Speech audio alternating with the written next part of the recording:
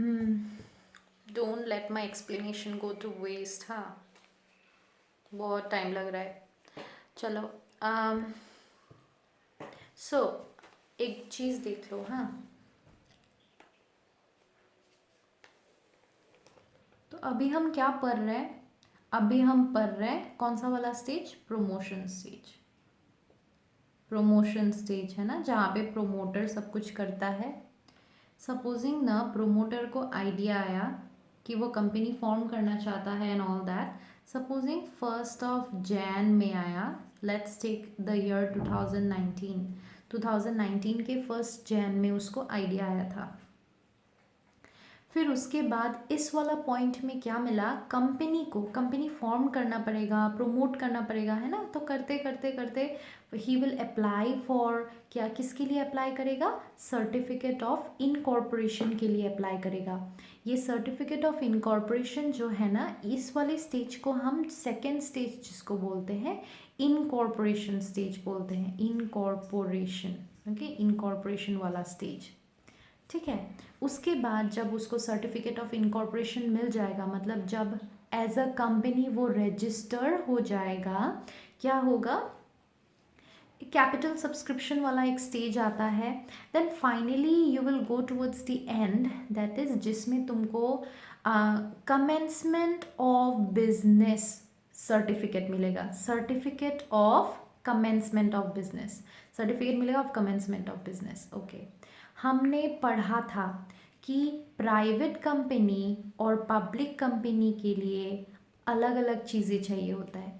जो private company है उसको सर्टिफिकेट ऑफ इनकॉर्पोरेशन मिलते ही उसका काम ख़त्म, काम तमाम, उसको और कुछ करना ही नहीं है, उसको पब्लिक को अप्रोच ही नहीं करना। सर्टिफिकेट ऑफ इनकॉर्पोरेशन मिल गया तो ये जो प्राइवेट कंपनी है वो आराम से अपना बिजनेस स्टार्ट कर सकता है। पर पब्लिक कंपनी को सर्टिफिकेट ऑफ इनकॉर्पोरेशन भी चाहिए एंड ऊपर से certificate of commencement of business भी चाहिए। दोनों के दोनों सर्टिफिकेट चाहिए होता है, ठीक है। ये बात तो क्लियर हो ही गया होगा अब तक। तो मैं क्या बोल रही थी, अभी देखो, come back to promotion stage. इस स्टेज में जितने भी कॉन्ट्रैक्ट्स कौन कौन करता है? प्रोमोटर करेगा। किसके साथ? एक थर्ड पार्टी के साथ।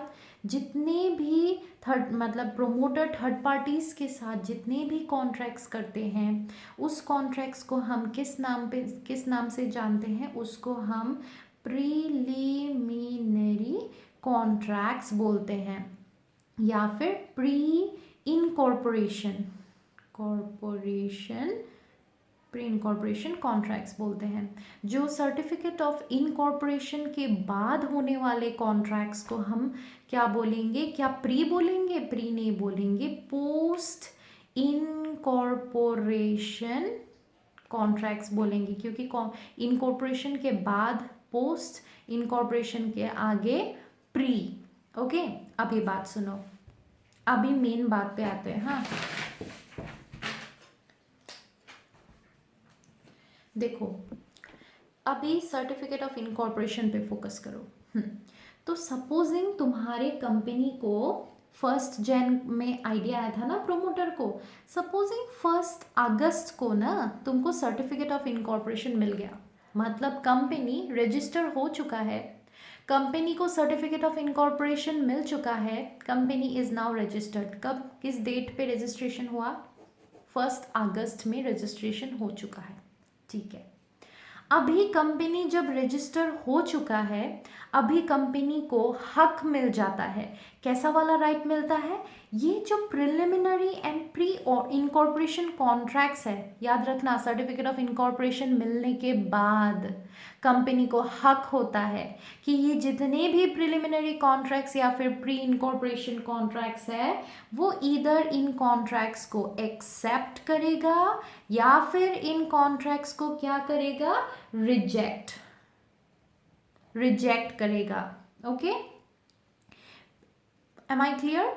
सर्टिफिकेट ऑफ इनकॉर्पोरेशन मिलने के बाद वो जितने भी प्रिलिमिनरी कॉन्ट्रैक्ट्स एक प्रोमोटर थर्ड पार्टीज के साथ करता है कंपनी के नाम में, वो ये कंपनी अभी कंपनी बन चुका है, रजिस्टर हो चुका है, उसको 2 ऑप्शन मिल जाता है, एक्सेप्ट करने का या फिर रिजेक्ट करने का। एक्सेप्ट अगर वो कर लेता है, अगर वो एक्सेप्ट कर लेता है, मतलब ये जो कॉन्ट्रैक्ट्स हुए थे, प्रिलिमिनरी कॉन्ट्रैक्ट्स हुए थे ना, उसको वैलिड माना जाएगा। Am I clear? उसको वैलिड माना जाएगा। सारे के सारे कॉन्ट्रैक्ट्स, प्रिलिमिनरी कॉन्ट्रैक्ट्स को जो अगर एक्सेप्ट कर लेता है, कोई भी कॉन्ट्रैक्ट अगर वो एक्सेप्ट कर लेता है तो उसको वैलिड हम कॉन्ट्रैक्ट मानेंगे। क्लियर? तो मतलब उसमें अप्रूवल आ गया है, अप्रूव कर दिया है, कंपनी ने अप्रूव कर दिया है, अप्रूवल आ गया है, तो अप्रूवल के साथ साथ ना हमारा नोवेशन होगा। We have heard this word many times in business law. What do you mean by novation? सुनो ध्यान से। जब कोई नया वाला पर्सन हमारे कंपनी में ऐड हो जाए, हम पार्टनरशिप में हमने पढ़ा था नोवेशन के बारे में। जब दो पार्टनर्स ही पार्टनरशिप का फर्म चला रहा था, कोई थर्ड वाला जब आ जाता है तो एंटायर पार्टनरशिप डीड को चेंज करना पड़ा था, है ना? तो पहले सपोजिंग इमरान और मेरा कॉन्ट्रैक्ट हुआ था, सपोजिंग उसके पास एक साइकिल है जो मुझे खरीदना था, ठीक है? तो कॉन्ट्रैक्ट किसके किसके बीच में हुआ था? इमरान और मेरे बीच में। फिर एक दूसरा आ गया, ओके, दूसरा तन्मय आ गया, ओके। तो तन्मय अगर बीच में आ जाता है, फिर वो बोलता है, मतलब डोंट टेक इट, साइकिल वाला बिजनेस को छोड़ दो। ऐसा है कि कॉन्ट्रैक्ट पार्टनरशिप का हम इमरान और मैंने सोच लिया है कि हम दोनों ना एक फ़र्म चलाएंगे, हमारा फ़र्म, हम अपना फ़र्म चलाएंगे, ठीक है? सपोजिंग एक सीए वाला फ़र्म है, वो भी सीए है, मैं भी सीए हूँ, हम सीए वाला फ़र्म चलाते हैं। तो बस हम दोनों का ये फ़र्म था। कल जाके अगर तन्मय भी, इनकमिंग पार्टनर याद है, तन्मय भी ऐड हो जाता है, वो भी सीए बन के वो हमारे फर्म को ज्वाइन कर लेता है। डोंट यू थिंक पहला वाला जो कॉन्ट्रैक्ट था इमरान और मेरे बीच में वो चेंज हो जाएगा? डेफिनेटली चेंज हो जाएगा, क्योंकि थर्ड एक दूसरा वाला एक नया पर्सन आ चुका है, तो वो प्रॉफिट लाएगा, है ना? प्रॉफिट हमको शेयर करना पड़ेगा, सब कुछ शेयर करना पड़ेगा, क्योंकि एक थर्ड पार्टी आ गया है। तो कॉन्ट्रैक्ट में चेंजेस आ गए हैं, वैसे ही चेंजेस आ जाएंगे इस चीज़ में, नोवेशन। अभी इसको कैसे रिलेट करना है देखो। पहले पार्टीज कौन कौन थे? मैंने क्या बोला था? मैं और इमरान थे हमारे सीए के फर्म में। वैसे ही देखो यहाँ पे प्रोमोटर और थर्ड पार्टी था पहले, कंपनी का कोई एग्जिस्टेंस ही नहीं था तब तक, है ना? बस प्रोमोटर और थर्ड पार्टी के बीच में कॉन्ट्रैक्ट्स हुआ था। अभी तीसरा वाला इनकमिंग पार्टनर जिसको हम रिगार्ड करेंगे इस चीज़ में, वो कौन हो जाएगा? कंपनी, जो तब तक एग्जिस्ट नहीं करता था अभी करता है। तो डोंट यू थिंक जो प्रोमोटर और थर्ड पार्टी के बीच में हुआ था, अभी कंपनी बीच में आ जाने से क्या आ जाएगा? Novation. Okay, novation, changes in the contract आ जाएगा, ठीक है? तो नोवेशन आ जाएगा, अप्रूवल आ जाएगा, एंड जो कॉन्ट्रैक्ट्स हो जाएंगे ना, जो भी कॉन्ट्रैक्ट्स है, क्योंकि कंपनी ने एक्सेप्ट कर लिया है, सारे के सारे कॉन्ट्रैक्ट्स क्या हो जाएंगे?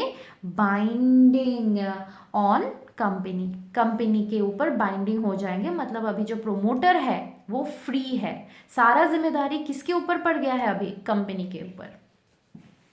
अभी प्रॉब्लम आता है, सपोजिंग जो कंपनी फॉर्म हो चुका है, सर्टिफिकेट ऑफ इनकॉर्पोरेशन के बाद रजिस्टर्ड जो कंपनी है वो रिजेक्ट कर देता है। वो बोलता है कि मुझे ये सब प्रिलिमिनरी कॉन्ट्रैक्ट्स एक्सेप्ट करनी ही नहीं है, ये वाली कॉन्ट्रैक्ट जो है मुझे एक्सेप्ट करनी नहीं है, फैक्ट्री खरीदने का वाला कॉन्सेप्ट। तब क्या होगा? जब जो कंपनी है वो रिजेक्ट कर देता है, तब क्या होगा? यहाँ पे कंपनी हो जाता है ना, जब कंपनी रिजेक्ट कर देगा तो क्या होगा? रिजेक्ट कर देने से हमारा रेसिशन हो जाएगा। रेसिशन हो जाना, वही rescind the contract and all that, खत्म हो जाएगा, है ना? खत्म हो जाना मतलब क्या होगा? कैंसिलेशन, कैंसिलेशन हो जाएगा ना सारा कॉन्ट्रैक्ट का।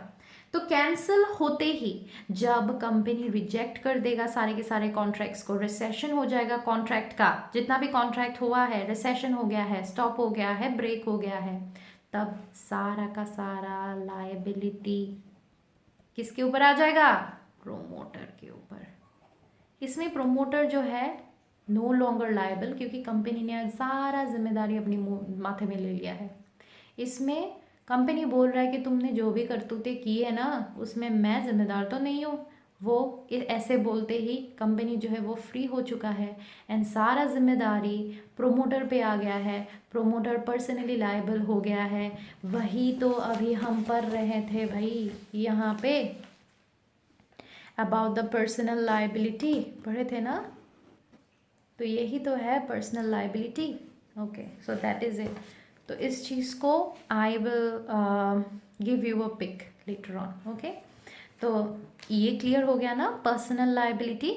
तो वही बोला है, अभी एक बार और पढ़ लेते हैं। देखो, the promoter is personally liable हो जाता है for all the preliminary contracts made by him on behalf of the company until the contracts have been discharged. Until the contracts have been discharge. Discharge मतलब contract जो है यहाँ पे personally liable होता रहेगा, पर्सनली लाइबल होता रहेगा unless such contracts are accepted by the company. Discharge हो जाना मतलब क्या, कॉन्ट्रैक्ट अभी प्रोमोटर और थर्ड पार्टी के बीच में नहीं रहा, थर्ड पार्टी और कंपनी के बीच में हो गया है, वही बोल रहा है discharged.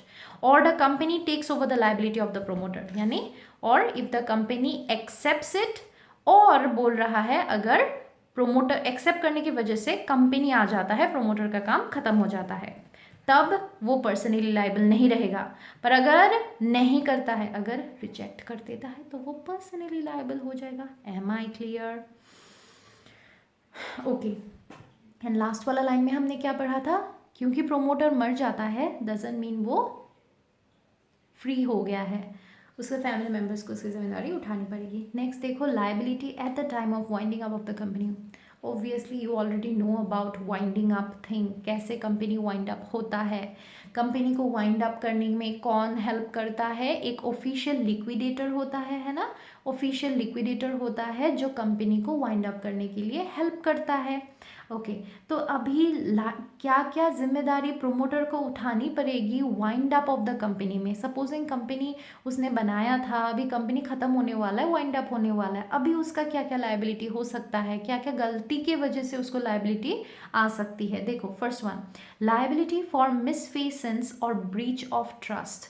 Do know the word misfeasance, ऐसा नहीं है, देखो मैं मीनिंग बता देती हूँ, डजंट मीन मीनिंग को ही लिख के आना, ये वर्ड्स लिखना ज़रूरी है। ओके, लाइबिलिटी फॉर मिसफेसेंस, मिसफेसेंस को अंडरलाइन करके ऊपर लिखना, breach of duty of disclosure, breach of duty of disclosure मतलब ब्रीच मतलब तोड़ना, किस ड्यूटी को तोड़ना, डिस्क्लोज करना था ना, किसको डिस्क्लोज करना था, प्रोमोटर को डिस्क्लोज करना था कंपनी को। अगर वो अपना ड्यूटी का ब्रीच करता है, मतलब अगर वो डिस्क्लोज नहीं करता है, तब उसके साथ क्या होने वाला है। देखो, तो लायबिलिटी फॉर मिसफेसेंस और breach of trust according to section you can ignore, directly लिखना, according to the companies act 2013 in the course of winding up of a company, जब कंपनी की वाइंड अप होता है ना, on an application made by the official liquidator, अगर official liquidator एक application दे देता है किसको, कोर्ट को, may make a promoter liable for the misfeasance और ब्रीच ऑफ ट्रस्ट। यहाँ पे बस इतना बोला है, कंपनी वाइंड अप होने वाला है, फिर ऑफिशियल लिक्विडेटर वाइंड अप कर देगा। वाइंड अप कैसे करेगा, एसेट्स जितने भी है कंपनी को वो बेच के सारे लाइबिलिटीज़ को रीपे किया जाता है, जितने भी क्रेडिटर्स हैं उनको रीपे किया जाता है एसेट्स को बेच के, वही तो उसका काम होता है। वो जब वो